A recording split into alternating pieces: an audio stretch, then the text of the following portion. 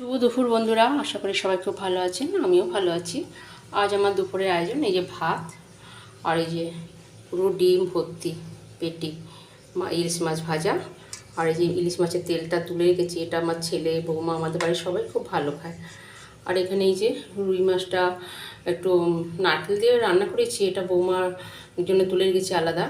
আর এই যে বেলে মাছ, বেলে মাছটা আমরা খাবো, বৌমা আবার বেলে মাছটা খায় না। তো তো এই যে এখানে আবার রান্না করেছি, এটা উচ্ছে কুমড়ো সর্ষে শুকনো লঙ্কা ফোড়ন দিয়ে উচ্ছে কুমড়ো আলু দিয়ে এটা বটি। এটা আমার শাশুড়ি মা ভীষণই ভালো করতেন, ওনার থেকেই শেখা।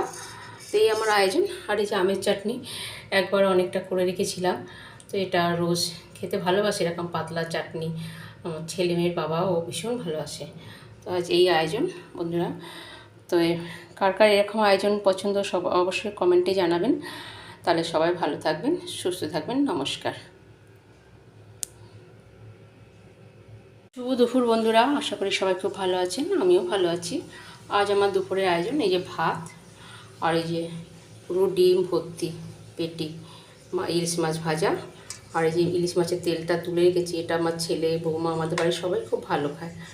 আর এখানে এই যে রুই মাছটা একটু নারকেল দিয়ে রান্না করেছি, এটা বৌমার জন্য তুলে রেখেছি আলাদা।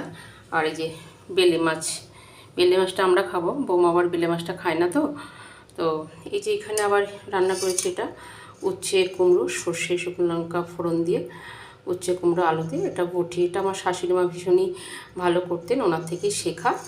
তো এই আমার আয়োজন। আর এই যে আমের চাটনি একবার অনেকটা করে রেখেছিলাম, তো এটা রোজ খেতে ভালোবাসে এরকম পাতলা চাটনি। আমার ছেলে মেয়ের বাবাও ভীষণ ভালোবাসে। তো আজ এই আয়োজন বন্ধুরা। তো কার কার এরকম আয়োজন পছন্দ সব অবশ্যই কমেন্টে জানাবেন। তাহলে সবাই ভালো থাকবেন, সুস্থ থাকবেন। নমস্কার।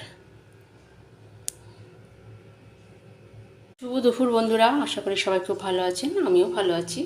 আজ আমার দুপুরের আয়োজন এই যে ভাত আর এই যে পুরো ডিম ভর্তি পেটি ইলিশ মাছ ভাজা। আর এই যে ইলিশ মাছের তেলটা তুলে রেখেছি, এটা আমার ছেলে বৌমা আমাদের বাড়ির সবাই খুব ভালো খায়। আর এখানে এই যে রুই মাছটা একটু নারকেল দিয়ে রান্না করেছি, এটা বৌমার জন্য তুলে রেখেছি আলাদা। আর এই যে বেলে মাছ, বেলে মাছটা আমরা খাবো, বৌমা আবার বেলে মাছটা খায় না। তো তো এই যে এখানে আবার রান্না করেছি, এটা উচ্ছে কুমড়ো সর্ষে শুকনো লঙ্কা ফোড়ন দিয়ে উচ্ছে কুমড়ো আলু দিয়ে এটা বটি। এটা আমার শাশুড়ি মা ভীষণই ভালো করতেন, ওনার থেকেই শেখা। তো এই আমার আয়োজন। আর এই যে আমের চাটনি একবার অনেকটা করে রেখেছিলাম, তো এটা রোজ খেতে ভালোবাসে এরকম পাতলা চাটনি। আমার ছেলে মেয়ের বাবাও ভীষণ ভালোবাসে। তো আজ এই আয়োজন বন্ধুরা।